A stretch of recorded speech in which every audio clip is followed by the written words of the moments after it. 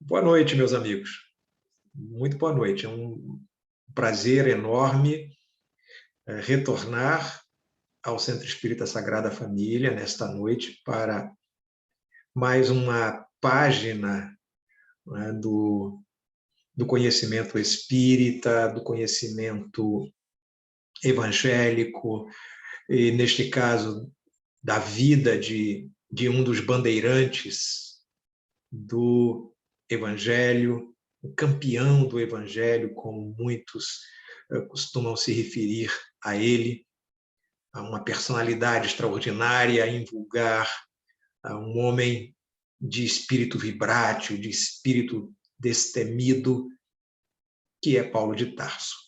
Então, com muita alegria que nesta noite nós comparecemos, ainda no formato virtual, ao Centro Espírita Sagrada Família, na companhia de amigos muito queridos, dos trabalhadores, dos colaboradores, aqueles que nos assistem nesse momento, para iluminar as nossas vidas com algumas passagens dos Atos dos Apóstolos naquilo que se refere à conversão de Saulo de Tarso. Porque, em verdade, Saulo converteu-se em Paulo. E é exatamente desta passagem, está nos Atos dos Apóstolos, reportados em algumas obras espíritas, sobretudo a obra Paulo de Tarso, pelo Espírito Emmanuel, e algumas outras obras que nós conhecemos. Aliás, uma das primeiras obras que eu li, se não a primeira que eu li, logo que ingressei no movimento espírita, que eu passei a travar contato com o movimento espírita, não foi a primeira, certamente, mas foi uma das primeiras, foi uma obra a respeito da vida de Paulo de Tarso. E não foi Paulo de Tarso escrita por Emmanuel, foi uma outra obra escrita por um católico, inclusive. E essa obra me encantou, ela me chamou muito a atenção. Então, eu que não conhecia a figura, a personalidade de Paulo de Tarso ainda, cada página que eu lia me encantava, porque é como se eu me identificasse com aquela personalidade, uma personalidade realmente invulgar, extraordinária, e por mais que ele tivesse perseguido os cristãos, que ele tivesse mesmo consentido com a morte de cristãos, que ele fez depois, foi capaz de recuperar, né, tudo aquilo que ele havia feito equivocadamente na sua vida. E por isso, um dos primeiros grupos de estudos espíritas que eu tive a oportunidade de coordenar chamou-se exatamente Paulo de Tarso, em homenagem eu tinha acabado de ler o livro, em homenagem a essa personalidade invulgar, esse 13º apóstolo, né, do cristianismo, um dos maiores, se não o maior campeão da divulgação do Evangelho do Cristo. É exatamente sobre ele que nós vamos tecer alguns comentários, evidentemente que o tempo é curto e a vida de Paulo é muito intensa, desde Saulo até Paulo, na sua trajetória de 67 anos de existência nesta vida corpórea. Claro que são muitos os fatos, teríamos muito a dizer, mas como o tempo é curto, nós vamos nos limitar a falar da passagem que trata da sua conversão, né?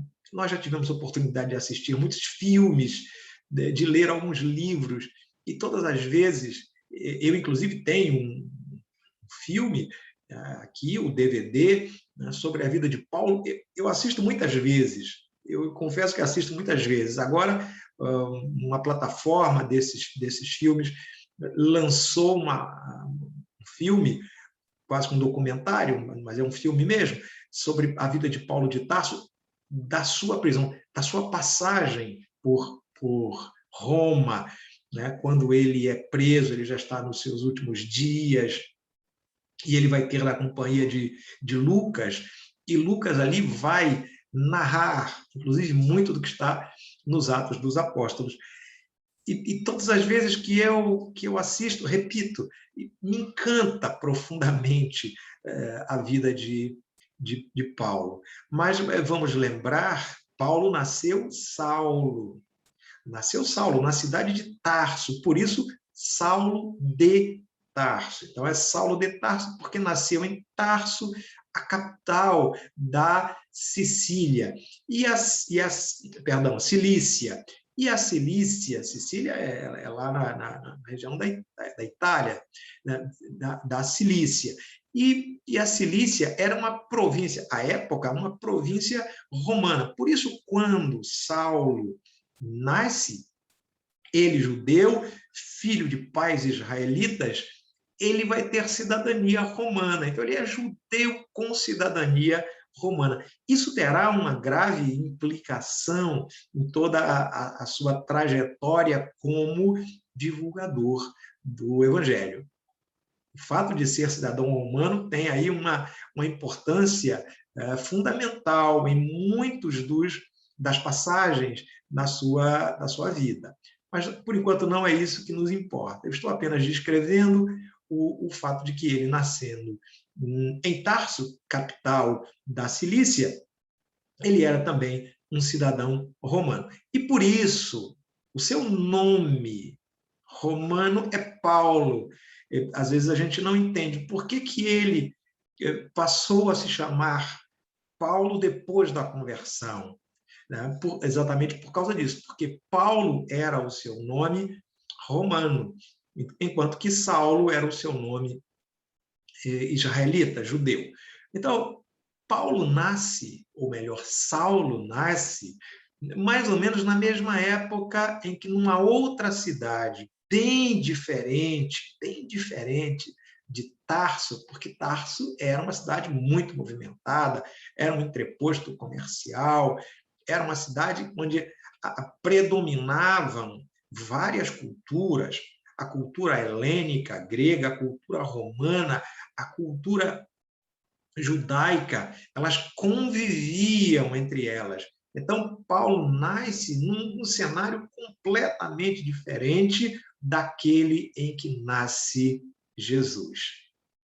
Numa acanhada cidade da Galiléia chamada Nazaré. Jesus nasce ali, no anonimato, absolutamente desconhecido, enquanto que Saulo vai nascer na capital de uma província romana de muita importância. Eles nunca se cruzaram pessoalmente, eles nunca se conheceram pessoalmente nesta existência corpórea em que viveram. Porém, os dois terão uma ligação muito profunda a partir de um determinado momento da vida de Saulo de Tarso. Saulo era, como o doutor da lei, depois de ter muito estudado, depois de ter se empenhado e ter se mudado para a capital, Jerusalém, Saulo ele vai ter uma importância muito grande dentro daquele contexto como um profundo conhecedor da lei, mas, ao mesmo tempo, como um defensor muito ferrenho das tradições judaicas, da lei judaica. Ele era defensor do mosaísmo, ou da lei de Moisés, das tradições do seu povo, como se dizia na época, da sua raça.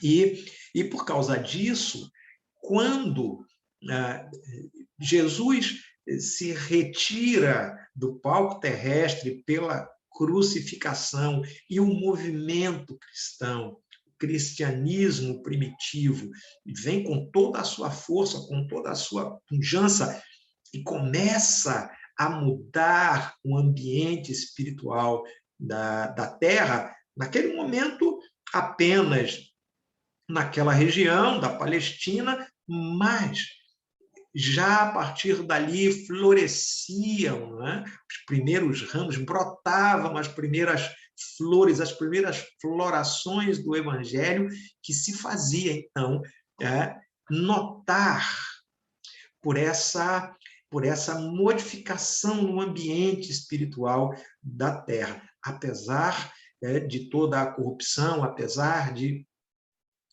toda a violência que eram características daquele momento, muito características daquele momento. Ora, nesse sentido, ao perceber a influência que essa nova seita, como eles classificavam, né, os cristãos primitivos, uma seita vai se formando e ela é perigosa porque ela fala de uma certa irmandade, de uma certa fraternidade entre todos, fala da necessidade de nós nos amarmos uns aos outros, e aquilo é perigoso aos olhos dos judeus ortodoxos, dos fariseus e dos mais radicais. Por quê? Porque era impossível amar fora das tradições. Era impossível, por exemplo, amar os romanos, que escravizavam o povo judeu. Então, pregar o amor ao próximo, o amor fraterno, era algo impensável dentro das tradições judaicas daquela época. Por isso, Jesus era considerado perigoso, tanto que foi levado à crucificação, e Paulo encarregou-se ele próprio, ao perceber o perigo que essa nova seita vinha causando, né, entre todas as pessoas, e principalmente dentro do judaísmo, ele então vai iniciar uma campanha de perseguição muito ferrenha a esses novos cristãos, que ainda nem se chamavam cristãos à época, né? Nem se chamavam cristãos à época, certo? Eram os seguidores do Nazareno, era assim que eram chamados. O termo cristão foi cunhado algum tempo depois. Então, ele vai se encarregar de perseguir, de prender, de torturar e de matar os cristãos. Quer dizer, ele vai consentir, ainda que ele, com as suas próprias mãos, não fizesse isso, mas ele vai ordenar, ele vai consentir, assim como consentiu na morte de Estevão, que se tornou ali o maior pregador dessa nova filosofia teológica, desse novo conceito, dessa nova doutrina, que mais tarde será chamada de cristianismo. Então, Estevão é o primeiro, e Estevão além de ser o primeiro, considerado o primeiro mártir do cristianismo. Estevão, ele tem uma retórica, ele tem uma oratória muito envolvente, então ele consegue convencer pela palavra, sobretudo, né, aqueles judeus que estão ávidos de algo diferente, de alguma coisa nova, ávidos da notícia, da boa nova, de que o Messias havia encarnado na terra. E o Messias viera para trazer a salvação ao povo judeu. Quando Estevão pregava, ele encantava pela sua palavra, falando desse amor fraternal. Foi considerado um perigo, uma ameaça. Por isso, testemunharam contra ele, né, prestando falso testemunho a fim de incriminá-lo. E quem consentiu com a morte de Estevão foi exatamente o doutor da lei, tarsense, Saulo, melhor dizendo, Saulo à época, né? Foi Saulo de Tarso. Ele próprio, pessoalmente, consentiu com a morte de Estevão. É claro que isso lhe trará, mais tarde, uma consciência de culpa. Ele vai se culpar pela morte de Estevão quando ele, já convertido, reconhece a verdade da doutrina do Cristo. Quando ele reconhece que o Cristo é, de fato, o Messias que os profetas de Israel haviam prometido no passado, haviam profetizado no passado. Mas o caminho até a conversão, e depois da conversão, todo o ministério de Paulo, é muito interessante, porque Paulo, ainda Saulo, eu vou sempre falar Paulo, mas é Paulo ainda Saulo, porque é antes da conversão, embora ele já tivesse o nome Paulo, mas não utilizava desse nome, né? Ele se utilizava no nome israelita de Saulo. E ele vai, então, ao saber que na cidade de Damasco, na Síria, vizinha a Israel, a havia uma crescente onda, né? Onda de pregações em torno da nova proposta, da nova mensagem, da boa nova, do evangelho. Ele vai se munir de cartas, ele vai ao Sinédrio, que é aquele conselho dos anciãos, dos mais antigos. Ele vai ao Sinédrio, então, e ele diz, olha, eu preciso de autorização do Sinédrio para prender esses judeus que estão blasfemando contra a lei de Moisés. É isso que Saulo faz, né? E como ele se encarregara até ali de pessoalmente perseguir os judeus, os cristãos, não foi difícil a ele obter essas cartas. E ele as obtém, né, e prepara-se então para uma viagem de mais ou menos 300 quilômetros até a cidade de Damasco. Não é evidentemente que em estradas empoeiradas, em estradas muito difíceis, através de um terreno íngreme, acidentado, recortado, de muitas curvas, de muitas subidas e descidas. Ele vai levar algum tempo, naturalmente, para vencer essa distância, não era fácil, mas ele vai se preparar, ele vai reunir uma pequena caravana, alguns seguranças que ele vai escolher a dedo, né, essas pessoas, esses judeus, seus auxiliares, e a partir daí ele inicia a sua viagem até Damasco. Não sabia Saulo que a sua vida seria terrivelmente modificada a partir daquela viagem. É o caminho para Damasco. Todos nós temos o nosso caminho para Damasco. Todos nós temos a nossa estrada para Damasco. Em algum momento nós já vivenciamos ou vamos vivenciar essa passagem pela da nossa trajetória evolutiva, que é a estrada de Damasco, uma estrada de perigos, de ameaças, entrecortada, acidentada, mas uma estrada que vai nos levar à redenção espiritual, como levou a Saulo. Porque depois de vencer todas essas ameaças, depois de vencer todos esses perigos na companhia dos seus auxiliares, e muito próximo da entrada de Damasco, quase ao meio-dia, com o sol ainda alto, ele vai viver uma experiência absolutamente extraordinária, aparentemente sobrenatural, porque diante dele surge um clarão que não é o clarão do sol. O sol estava a pino, mas não é o clarão do sol. É um outro tipo de clarão, porque esse clarão ele vai produzir uma cegueira, ele vai produzir uma agitação, não apenas nos animais, né, nos cavalos e nos camelos, mas ele vai produzir uma agitação na caravana, nos homens.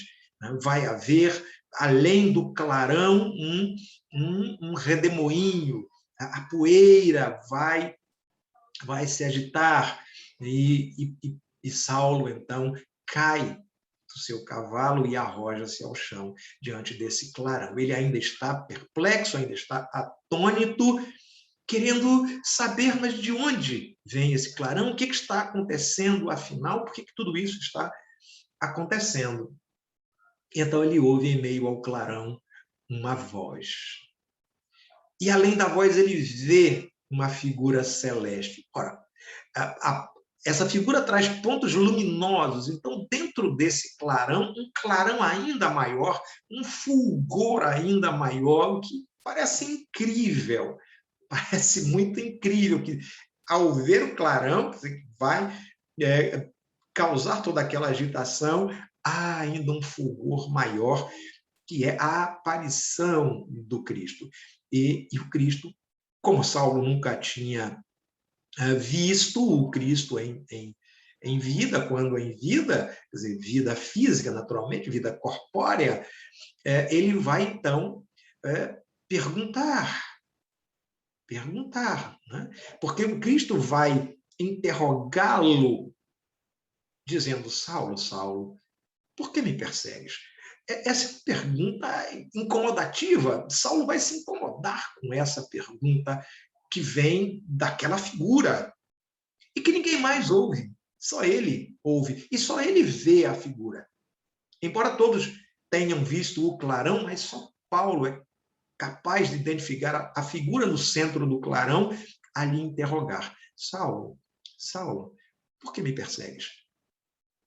E ele, então, diante daquela figura, ele só tem algo a dizer: Senhor, quem és tu a quem persigo? Porque ele até ali não identificara a figura de Jesus. Ele vai perguntar: Senhor, quem és tu a quem persigo? E a figura responde, então: eu sou Jesus a quem tu persegues. Isto causa uma revolução na vida de Saulo, o doutor da lei. Porque ele vai se deparar com o próprio Cristo vivo. E tudo aquilo que os cristãos falavam a respeito da ressurreição, ou seja, a respeito da vida imortal, estava ali diante dos seus olhos. Ele não tinha mais dúvidas a partir de agora, porque ele próprio testemunhara. A visão que ele tinha era muito real. Não havia dúvidas com relação a ela. Ele não estava louco, ele não estava alucinado. Ele estava muito bem de saúde. Até aquele momento ele estava muito bem de saúde. Entretanto, ao ouvir a voz e ao receber a resposta: eu sou Jesus, a quem tu persegues. Isso vai modificar-lhe completamente o espírito e o ânimo. E ele vai, então, diante daquela afirmativa, reconhecer no Cristo o Messias e perguntar de volta: que queres que eu faça? Porque se ele estava diante de Jesus, e se Jesus viera até ele, o perseguidor implacável Saulo de Tarso, é porque o Cristo queria algo dele. Não queria apenas uma espécie de vingança por aquele que era o perseguidor implacável, mas o Cristo era muito maior do que isso. Ele já reconhecia essa verdade naquele momento, então ele queria, a partir dali, se tornar o mensageiro da mensagem do Cristo. O que queres que eu faça?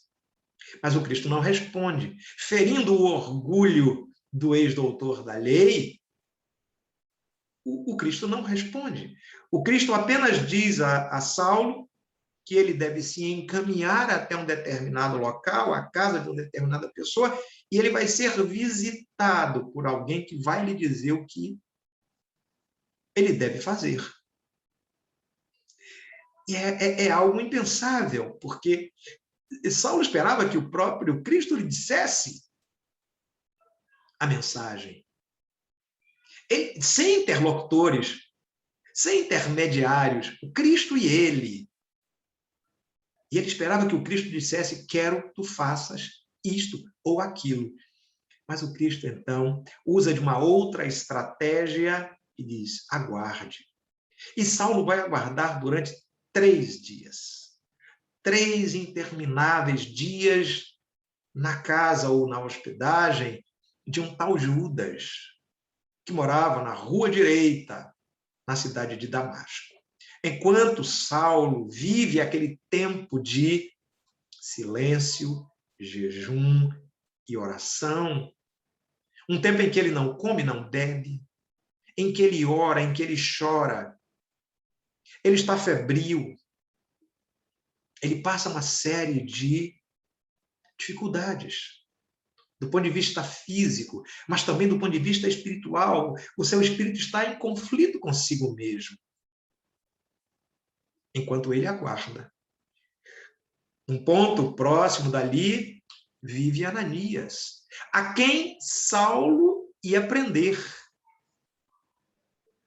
né? Por quem Saulo fora a Damasco para prender não apenas Ananias, mas a todos os seguidores daquela nova seita. E Ananias, então, recebe do Cristo a ordem para que se dirija até onde se encontra Saulo, liberte-o do cativeiro, da cegueira, porque Saulo encontrava-se cego, ele perdera a visão com aquele clarão, estava cego. Então, ele não enxergava, e Ananias vai receber a ordem do Cristo para que se dirija até lá e liberte Saulo da sua cegueira. Mas não é apenas da cegueira física. E aí há um simbolismo muito grande nessa passagem, na ida de Ananias até Saulo. Primeiro, porque Saulo terá tempo para refletir, tempo para preparar-se, ainda que preliminarmente, ainda que inicialmente, preparar-se para o que vem depois. É um tempo de reflexão, é um tempo dele consigo próprio, esses 3 dias. Até que Ananias aparece e diz: irmão Saulo. Saulo não vê a figura de Ananias, ele ainda está completamente cego, mas ele ouve a expressão, a brandura, a doçura da palavra irmão, sendo ele tratado como nunca fora tratado antes, irmão Saulo. Mas quem és tu? Eu sou Ananias, que veio aqui por ordem do Cristo para curar a tua cegueira.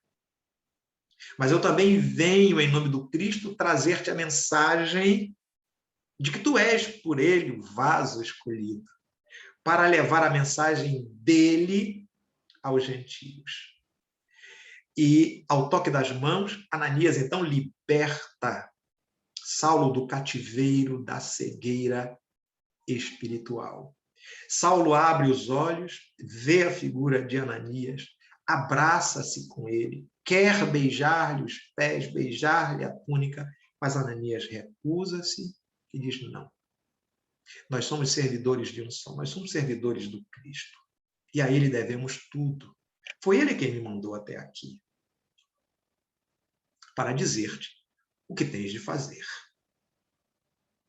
A partir daquele momento, Saulo, ele percebe que ele está diante de algo extraordinariamente novo, porque ele nunca havia sido tratado pelos seus irmãos israelitas daquela forma, porque ele ainda não havia experimentado, do ponto de vista espiritual, aquela sensação.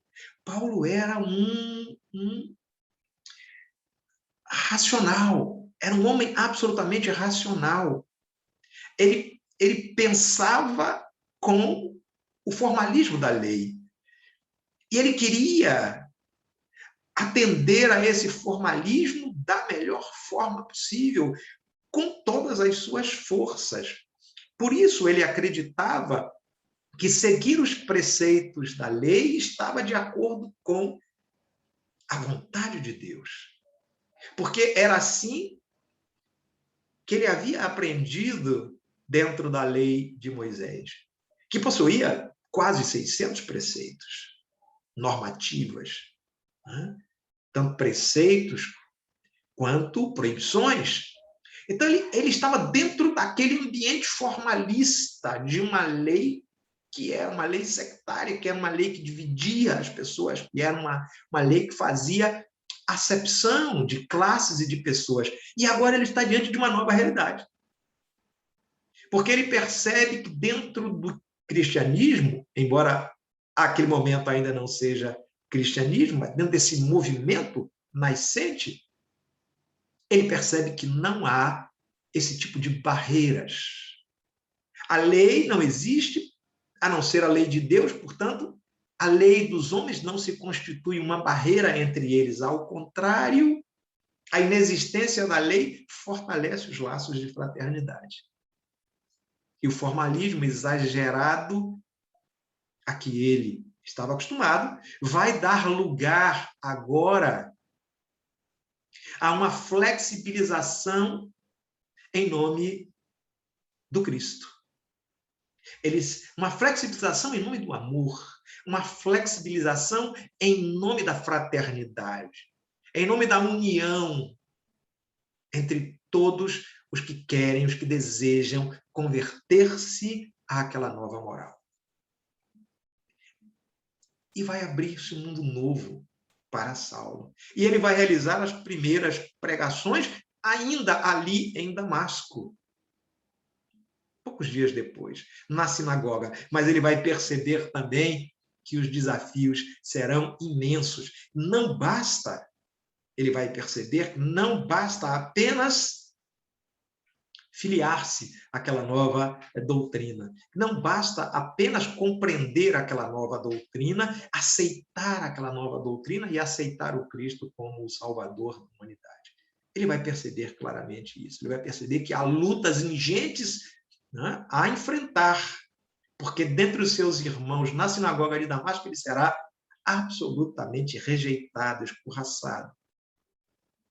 E as pessoas vão se surpreender porque vão se perguntar, mas não é esse aquele doutor da lei que veio a Damasco para prender os cristãos? Como pode ele agora defender essa classe? E essa pergunta, ela vai naturalmente, né, que se espalhar dentro do ambiente judaico, fazendo com que aqueles judeus mais radicais, mais ortodoxos, voltem-se contra Saulo de Tarso, agora convertido, Paulo de Tarso, para tentar, inclusive, matá-lo algum tempo depois. Não sem antes, depois de ter percebido que a luta exigia mais do que 3 dias de preparação. Percebeu Paulo que a luta que se avizinhava exigia pelo menos 3 anos de preparação. Ele vai ausentar-se, ele vai viver esses 3 anos em algum lugar do deserto da Arábia, ele vai exercer o ofício de tecelão, ele vai se aperfeiçoar nesse ofício, ele carregava com ele alguns pergaminhos, né, escritos, fragmentos da mensagem do Cristo que ele vai estudar exaustivamente todos os dias durante os 3 anos de solidão, de recolhimento, de introspecção, de meditação em torno da mensagem de Jesus, do que ela significava para a humanidade. E depois desse preparo de 3 anos, ele volta à cena. E ele volta à cena revigorado e agora absolutamente preparado, disposto a enfrentar todos os perigos que se avizinharão. E é isso que ele faz. Então começa a fase das pregações, começa a fase em que Paulo vai arregaçar as mangas, numa linguagem mais coloquial, ele vai arregaçar as mangas e ele vai, junto com outros companheiros, vão se juntar a ele vai empreender as suas viagens, ele vai fazer as suas pregações, ele vai fundar as igrejas nas diversas cidades do mundo pagão à época. Então, ele vai fazer uma extensa trajetória, passando por várias cidades, por vários lugares, onde ele vai deixando a palavra do Cristo e ali fundando núcleos desse cristianismo nascente entre os pagãos. É claro que isso vai trazer uma série de contrariedades para os cristãos judeus, aqueles que são, embora cristãos ainda aferrados à lei, que ainda exigem certas práticas, certos ritos do judaísmo. É claro que essa nova versão apresentada por Paulo, né, vai ocasionaram uma divisão nesse movimento, uma divisão, sobretudo, entre ele e Tiago, que era o mais próximo das tradições judaicas, que não admitia, por exemplo, que o convertido não fosse circuncisado, quer dizer, não passasse pela prática da circuncisão, que era uma prática adotada pelos judeus. Toda criança nascida na cultura judaica era obrigada, todo varão era obrigado a fazer, claro, não criança ainda, não tinha nem como escolher, né? Era obrigado a passar pela circuncisão até o 8º dia de vida. Então, isso era uma prática, era obrigatório, portanto, todo o judeu era circuncisado, e o Tiago, que era o defensor dessa prática e de outras práticas também previstas na legislação mosaica, ele exigia que os novos convertidos, fossem pagãos ou não, os novos convertidos, então, para fazer parte da comunidade cristã, eles também se submetessem. Paulo, ao contrário, defendia que para se converter bastava a fé, bastava aceitar Jesus como o Salvador da humanidade, como o Messias. Não havia necessidade de se submeter às leis judaicas. Logo, isso vai ocasionar uma cisão e no meio, entre Paulo e Tiago, vai se colocar Pedro, o apóstolo, aquele que foi encarregado, segundo as tradições da igreja, foi encarregado pelo Cristo para fundar a igreja do Cristo, como ela é conhecida até hoje. Mas Paulo de Tarso não. Paulo de Tarso vai fundar várias igrejas que, na verdade, recebem esse nome, mas são núcleos de estudo e vivência do cristianismo. Por isso, as cartas de Paulo se tornarão imortais e elas têm essa importância capital, porque é por meio delas que Paulo leva a sua mensagem, né, àquelas comunidades, quando muitas vezes as comunidades estão fraquejando, estão se desviando do caminho. Vem então Paulo, através das suas cartas, também chamadas de epístolas, né, e reacende naquela comunidade, né, aquela chama do cristianismo mais puro, e faz série de advertências. Ele que se torna um líder desse movimento, ele que é muito respeitado por aquela comunidade, ele vai através da sua palavra, e a palavra de Paulo era muito ouvida, era muito obedecida, ele vai através da sua palavra, por vezes, evitar cisões, evitar rupturas dentro daquelas igrejas, e isso vai fazer com que o movimento cristão da época se fortaleça e vença todos os obstáculos durante todas as épocas da humanidade até que tenha chegado até nós. E essa é a importância fundamental de Paulo de Tarso depois da sua conversão. Porque é o seu destemor, é a sua coragem, é a sua intrepidez que vai dar vida ao movimento cristão e vai fazer com que a mensagem do Cristo, varando os séculos e os séculos, pudesse chegar até nós. É possível dizer que sem Paulo, talvez o cristianismo não tivesse chegado até aqui. Evidentemente que o Cristo poderia ter escolhido outro. É evidente que quando um falha na sua missão, há sempre um outro que substitui. Basta lembrar Allan Kardec quando questiona o Espírito Verdade. Mas se eu falhar, outro te substituirá. Não pense que Deus, né? Deus coloca sobre os ombros de um só Espírito toda a responsabilidade de promover as mudanças na humanidade. Não. Quando um não está apto, quando um demonstra que não está apto, outro substitui. Então é possível que Paulo também fosse substituído, mas a sua personalidade, quer dizer, o seu caráter foram determinantes, personalidade e caráter foram determinantes para a propagação do Evangelho do Cristo na sua maior pureza. Vamos lembrar que Saulo foi integralmente de Moisés. Paulo será integralmente de Cristo. Vejam que o caráter é o mesmo desse homem, dessa personalidade. O que muda? O ideal. O ideal mudou completamente do formalismo judaico, da obediência estrita à lei, da asfixia que a lei produzia, à libertação, ou a palavra, ou a ação libertadora do Evangelho. Completamente diferentes os ideais. Mas o homem era o mesmo, o caráter era o mesmo, tanto que ele, até um determinado momento, ele vive para Moisés.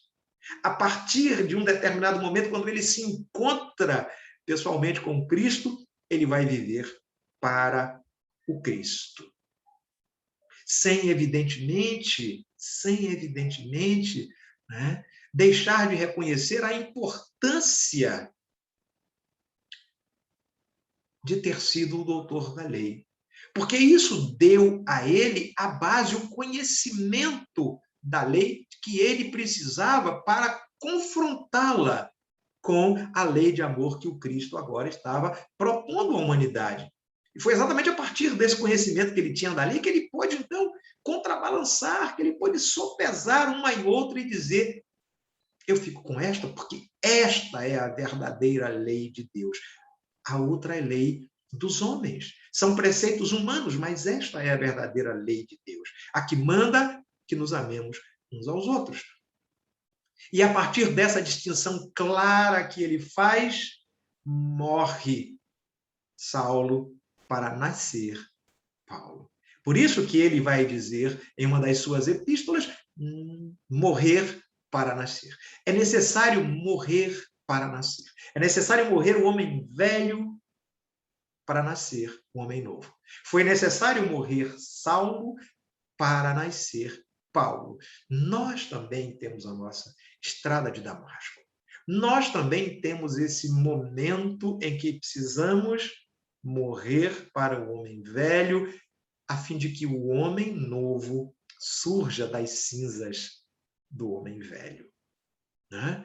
É claro, nós não podemos nos comparar de maneira alguma àquele que disse em determinado momento que ele já não vivia, mas o Cristo vivia nele.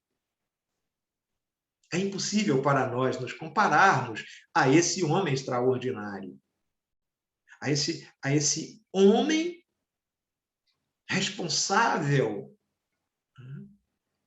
pela divulgação do Evangelho na sua maior pureza, de maneira que nós pudéssemos agora recepcioná-lo. O Evangelho da forma como ele foi erigido, esculpido. Ou pelo menos muito próximo disso. Então não há como, evidentemente, que não há como estabelecer nenhum nível de comparação entre a estrada de Damasco de Saulo e a nossa estrada de Damasco, mas cada um tem a sua. Dentro da sua realidade, dentro do seu momento, dentro do seu ritmo próprio, cada um de nós tem a sua. Se a sua ainda não aconteceu, vai acontecer. Se a minha ainda não aconteceu, vai acontecer. Esse momento da mudança, de fazer morrer o velho para nascer o absolutamente novo. E é claro que tudo isso tem uma transição. Aqui nós estamos falando de morrer e de viver como expressão da vontade. Eu tenho que ter vontade de fazer morrer o velho para nascer o novo. Mas é claro que até que o novo se estabeleça, se aperfeiçoe, se desenvolva, há muito tempo. Como aconteceu a Paulo. Muito tempo até que ele chegasse no ápice da sua trajetória, absolutamente transformado, a ponto de reconhecer no final da sua jornada, que ele havia errado muito. Por orgulho, ele havia errado muito. Ele vai reconhecer no final, como só os homens grandiosos, só as almas nobres e elevadas fazem, reconhecer ao final de uma trajetória absolutamente marcada por lutas. Desde que conheceu o Cristo, por lutas, por perseguições ao antes perseguidor Saulo de Tarso. Agora o Paulo será perseguido, agora o Paulo será flagelado em praça pública, será levado à prisão, será escorraçado de todas as formas, torturado de todas as formas, negado muitas vezes, como o Cristo fora no passado, mas ele vai admitir, né? Ele vai admitir numa expressão, numa sentença lapidar, ele vai admitir que tudo o que ele pensava ser lucro, agora representava para ele perda. Num dos paradoxos mais belos da sua passagem, das suas cartas, ele vai dizer que tudo aquilo que para ele representava lucro, parecia lucro, agora se configurava em perda, dizendo tudo que era do mundo e que parecia lucro, para o espírito representa perda.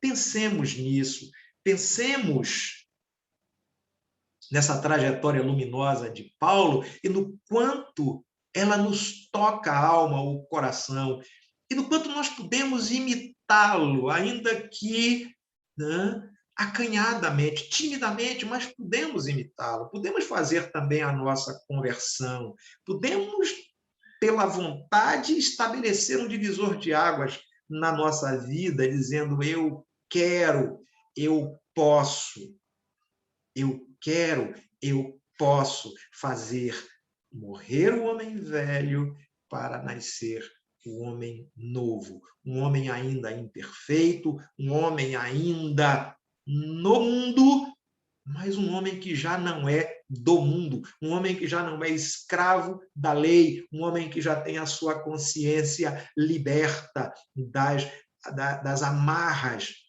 de uma lei humana que o escraviza ou das formalidades humanas que o escravizam. Por isso, eu trago, para finalizar, uma passagem da carta de Paulo aos Filipenses, capítulo 3, versículos 13 e 14, em que ele diz algo que, a mim, pelo menos, me traz profundas reflexões. Ele diz: irmãos, quanto a mim, não julgo que haja alcançado a perfeição. Quanto a mim, não julgo que haja alcançado a perfeição, porque muitos já o consideravam santo. Ele diz: não, eu julgo que ainda não alcancei a perfeição, mas uma coisa faço, e é que, esquecendo-me das coisas que atrás ficam, percebam a importância desta frase na vida de Paulo. Esquecendo-me das coisas que atrás ficam, dos erros que eu pratiquei, das iniquidades que eu pratiquei, porque eu não posso viver preso à consciência de culpa. Então ele diz, é claro que essas observações aqui são eu que estou fazendo, ele diz: esquecendo-me das coisas que atrás ficam, avanço para as que se encontram diante de mim. E é isso que todos nós devemos fazer. Esse é o caráter da conversão. Esquecer as coisas que ficam para trás, porque elas já não podem ser refeitas, e avançar para aquilo que se tem de fazer, para as coisas que ainda não foram feitas e que precisam ser feitas.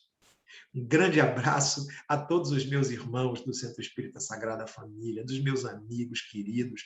Eu espero que muito em breve estejamos juntos nas atividades presenciais para dar continuidade a esse trabalho maravilhoso de divulgação da doutrina espírita. Rogo a Jesus, mestre, companheiro inconfundível, incomparável de todas as horas, que nos abençoe, que nos ilumine as consciências, que nos traga a sua paz, não a paz do mundo, mas a sua paz, a fim de que corações e mentes, os nossos corações e as nossas mentes trabalhem, né, muito bem conectados um ao outro em favor do nosso crescimento espiritual. Que a paz do Cristo nos envolva hoje e sempre. Até a próxima.